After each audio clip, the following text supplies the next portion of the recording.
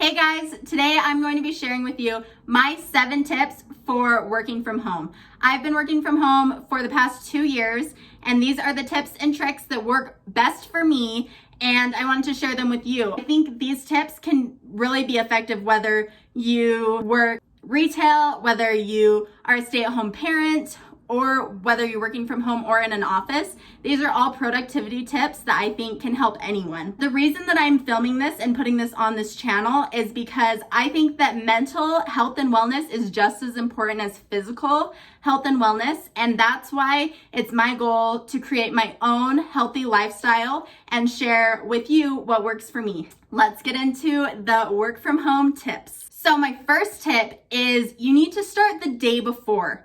So around 9 to 10:30 p.m., I start unwinding, getting ready for bed, and preparing for the next day.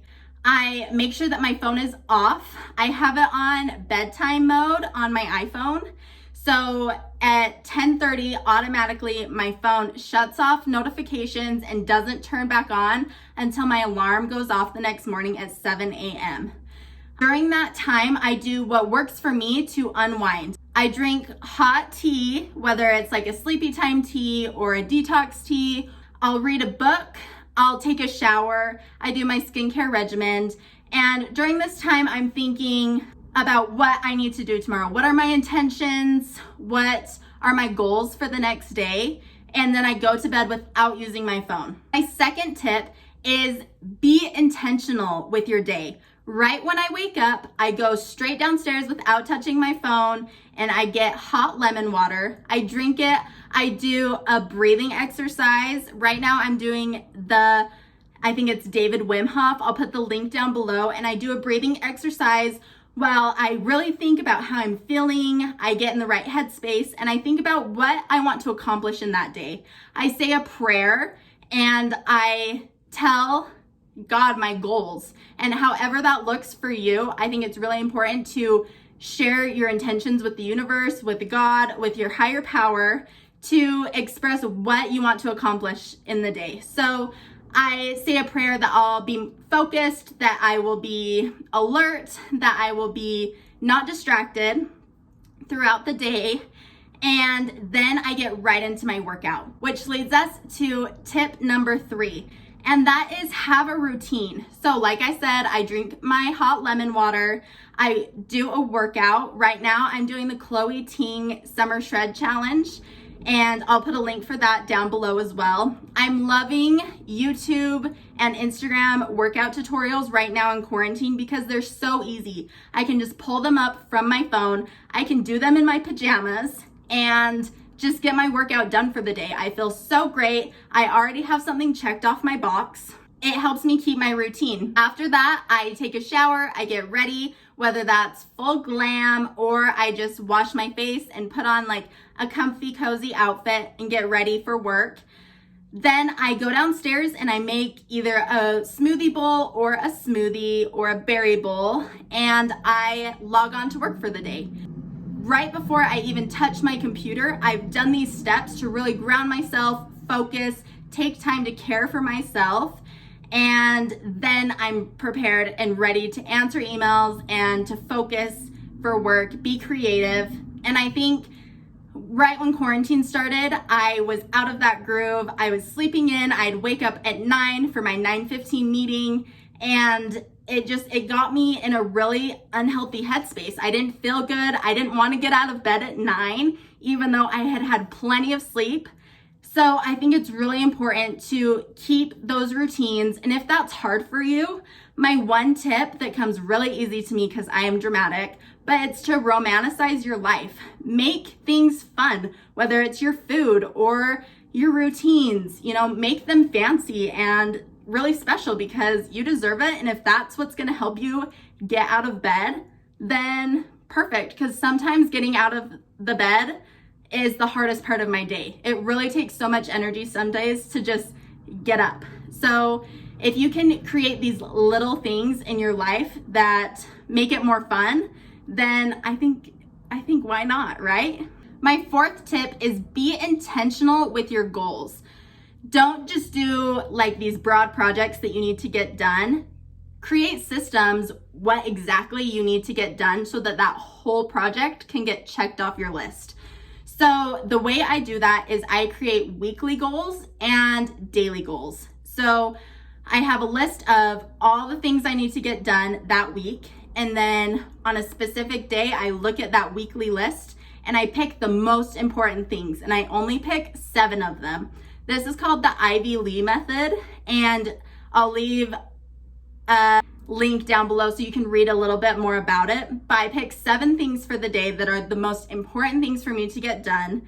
And I just go in order so that I can get those tasks done. My 5th tip is to hold yourself accountable. Make sure that you get those things done that you say you're gonna do. If you tell yourself or make a promise to yourself, whether it's working out, things that you need to get done for work, or like a date night with your partner, make sure you do those things. Don't just be passive and let those goals pass by the end of the day. If you have a hard time holding yourself accountable, get other people involved. You can tell your partner or a roommate, and if you don't want to get people in your personal life involved with your work, then you can tell a colleague like, hey, these are my goals for the month, just so you know, so that other people are involved in what your goals are, especially if you have like a really cool culture at work where it's very team-based, and I think it's a perfect opportunity to help build each other up and help tackle goals that are ultimately going to make the team succeed. My 6th tip is to unplug and rest. Sometimes when your computer is in front of you all the time, you never leave the office because your office is your house. It's super hard to just unplug. If you see an email, you just answer it. If you see a message come in, you just get it done. And I think it's really important to make sure that you set it aside and make time for your personal life and for fun, creative projects. So one tool that I use is what I said earlier, that bedtime mode on my phone. At 10:30, it shuts off and it doesn't open back up until 7 a.m. when my alarm goes off.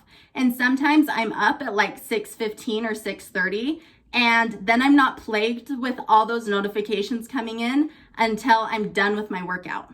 If you're really feeling so unmotivated, so bogged down by work, and you just literally don't want to do anything, then I think it's important to get out. Go on a hike, go on a camping trip, go on a little picnic with your partner or your spouse.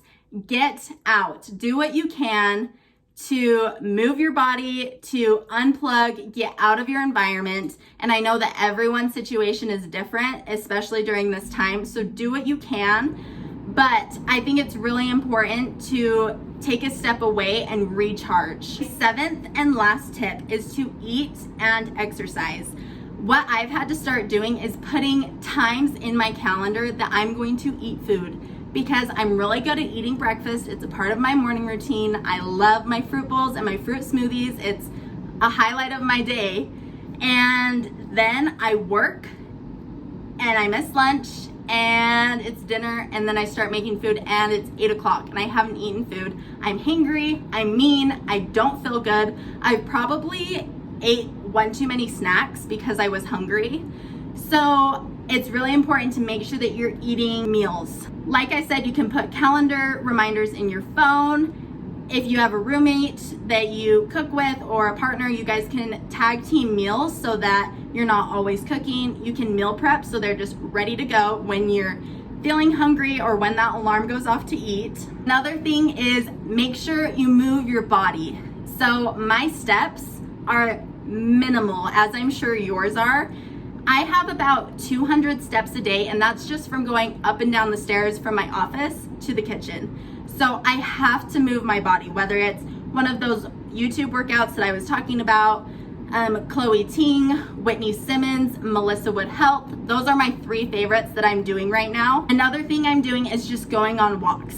So I get about 4,000 steps from going on a 3-mile walk, and it helps me move my body, it helps me get out, and I feel better. Those are my 7 tips for working at home. Like I said, this is what works for me. This is what helps me stay productive. Take what you love, leave what you don't. Try out some of these tips and leave them in the comments which ones were successful for you. I would love to hear from you in the comments. Thank you so much, guys. Be sure to like this video and subscribe. Bye.